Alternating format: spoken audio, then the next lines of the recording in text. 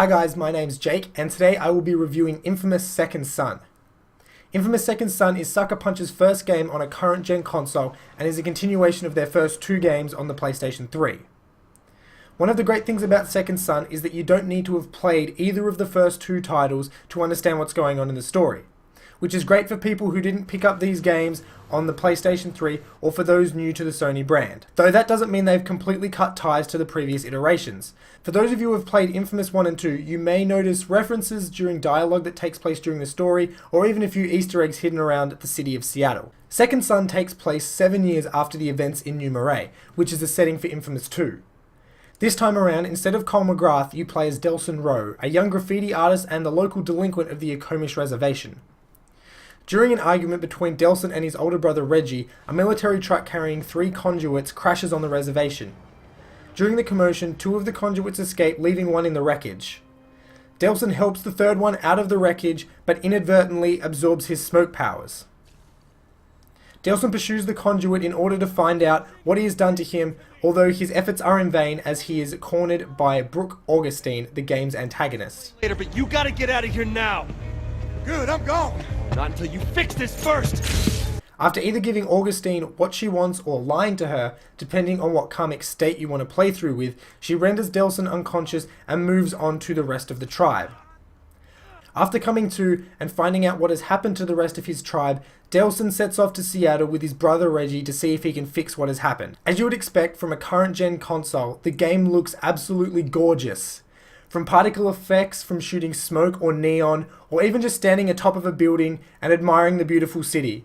If this is what the PS4 is capable of now, I am very excited for the future. The gameplay of Second Son is similar to that of its predecessors, with a few adjustments which makes fighting much smoother. The addition of being able to run and fire off your abilities was great to see, as in my opinion it made for much faster and exciting gameplay, especially when being overwhelmed by enemies or going toe to toe with a brute.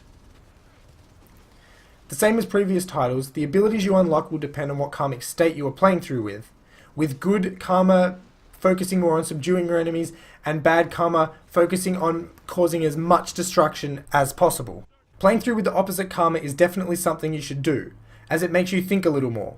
For example, while playing through with negative karma, you can charge in guns blazing without any thought to any pedestrians or civilians around you. But as soon as you flip the script and start playing with positive karma, it makes you take a more strategic approach to situations. One that minimizes civilian casualties and focuses more on advantageous positioning.